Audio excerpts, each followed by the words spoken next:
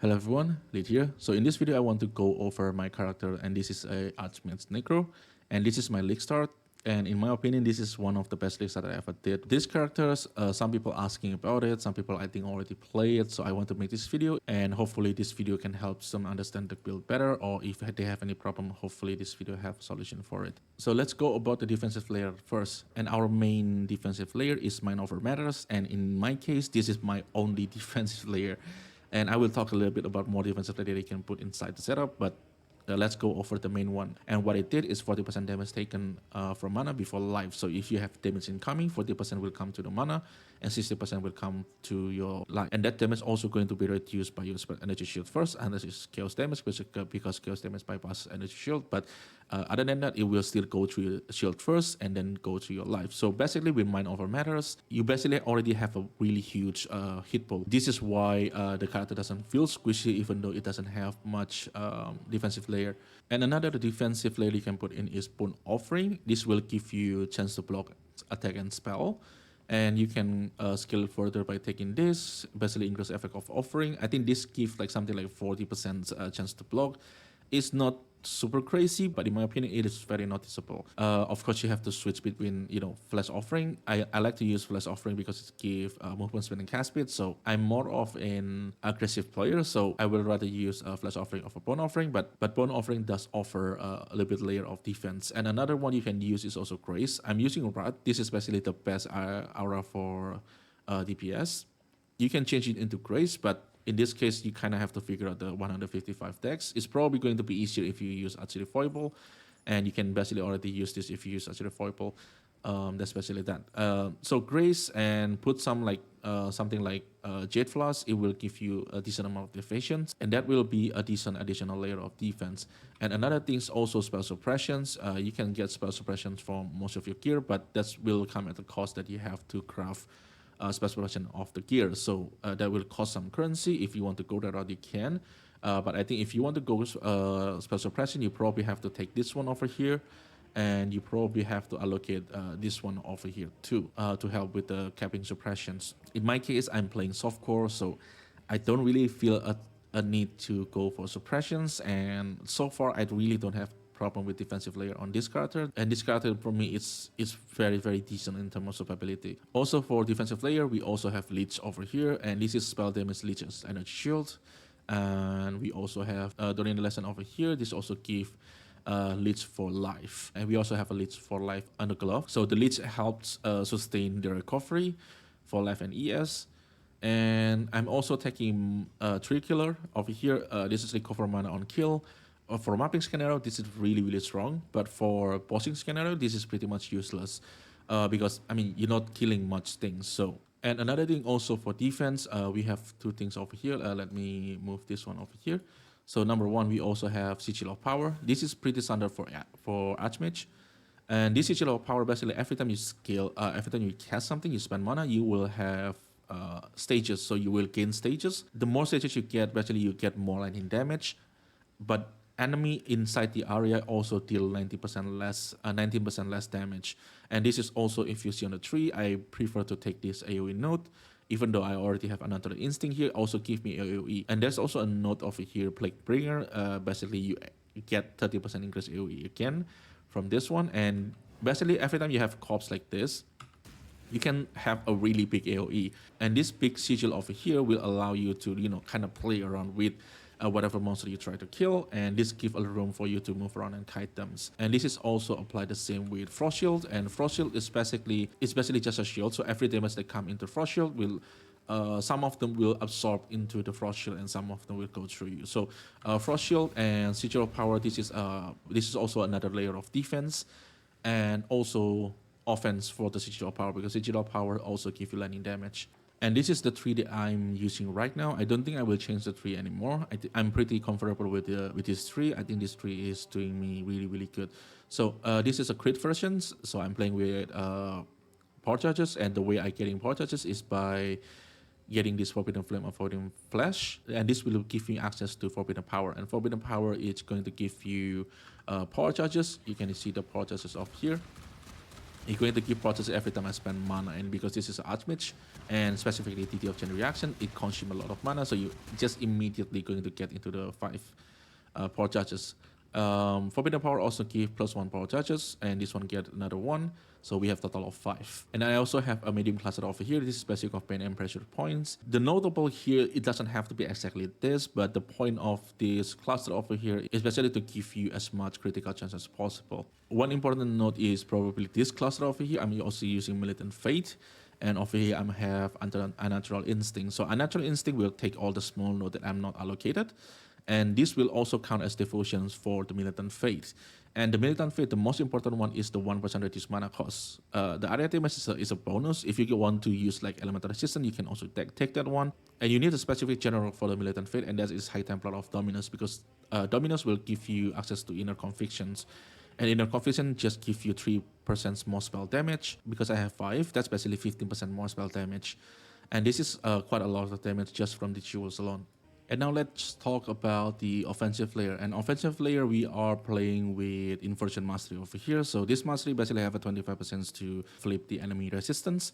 And it works really well with penetration. And this is also why I'm using Trinity Support, because Trinity Support also give more penetrations. That's also mean you cannot use flammability, so I'm using Punishment. Punishment, I think, is a very, very good curse. It doesn't give you damage on like the first 50% of the enemy HP, but when the enemies start to go below 50%, that's when they already low life, they take 58% increased damage. So punishment is the way to go if you play with Inversion Mastery. And let's talk about the main skill, which is basically a DT of chain reactions. So this is a DT of chain reactions, and how it works is basically you use Desecrate to spawn corpses, and then you use the DT to explode the corpses. And this is important to make a separation between these two mechanics, because so in the map scenario, you probably going to do this as to start the DT of chain, and after you killing something and something die, it become a corpse, you can detonate that corpse. And if you kill another monster, you can detonate that corpse again. So in mapping scenario, it's happened pretty often where you have to like desecrate once, and you DT chain reactions and something die, and you keep DTing. So the 2-button playstyle is not exactly going to be like 100% 2-button playstyle. In mapping scenario, there are a lot of corpses that you can explode, because there's a lot of monsters, especially when we're talking about a very dense mechanic, something like Abyss. If the monster is very dense, you most of the time you're always able to just using DT without Desecrate. But the basic is basically just a Desecrate and DT. And the way I'm doing it, if you see on my shortcut over here, this is one Desecrate, and there I have 2 DT over here. So basically I'm pressing Desecrate, DT, and DT. So this is how I'm doing it. This is how I started. So if I want to cycle, I'm just basically cycling. Basically, I'm just pressing this 3 button in order, something like that. You can also just use it with just 2 button, but in my case, I find it easier if I just put it in 3 button like this. So that's how you play the DT. And for bossing, you don't necessarily have to do this all the time. So there's a little bit things you can do on bossing. I'm generally never really do bossing because I don't really like doing bossing. But on bossing, this node is pretty useless. So you can refund this one and refund this one, and you're going to have 4 points.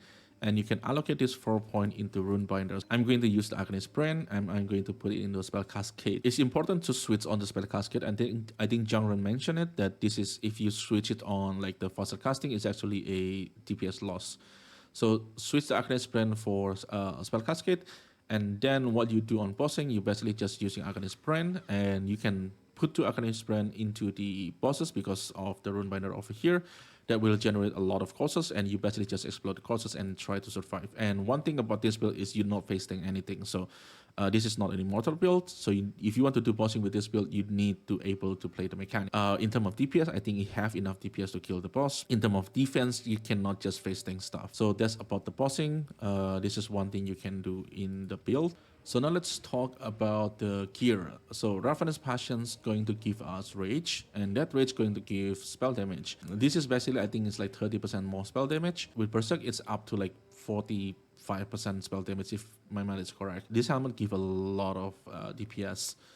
And for the one, this is, I'm just looking for a Fractured Casket or Fractured Mana, and I will spam Essence of Fear until I get one of the other one. So if in this case I have Fractured Casket, so I'm spamming Essence of Fear until I get the maximum mana.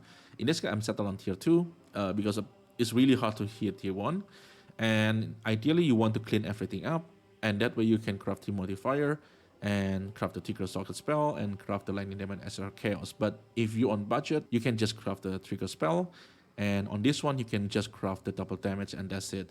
The other two is pretty much just a little bit extra damage. I don't think it's that big of a deal. The chest is basically just resistant and try to get as much energy shield as you can. This one gives me 1,000 energy shield. I think you can get like up to 1,000, up to 1,200s, but yeah, I'm basically settled for this. This is good enough for me. And for the glove, I'm using Essence of Fear again. I'm looking for Fracture Life, and basically I'm trying to doing minion damage until I get some good resistance on the suffixes. Like in this case, I think I get a chaos resistance, and I have an open suffix, open prefix, and the open prefix just to craft the damage while leeching, and the other suffix is just basically a slam, and you hope to get something good.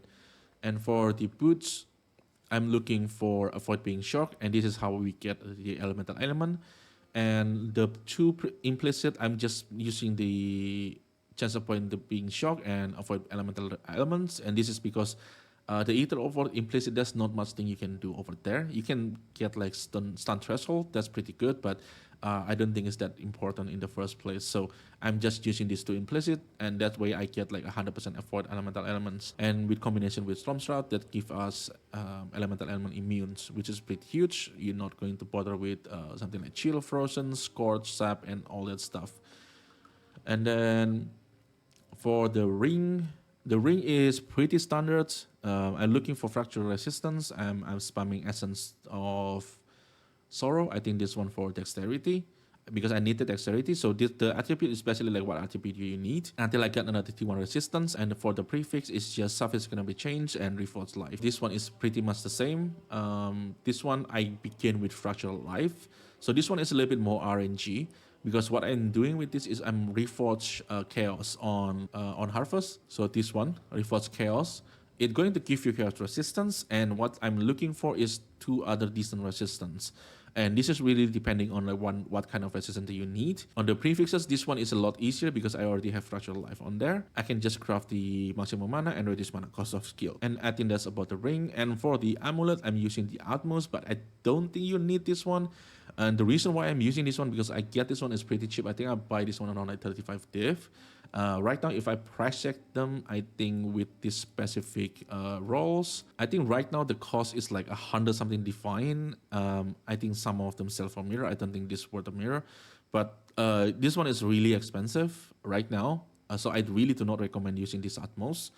You can just use Archmage Foible. Archmage Foible is very, very good amulet for this build. So you can just use Archmage Foible. I don't think the damage is going to be made that much difference.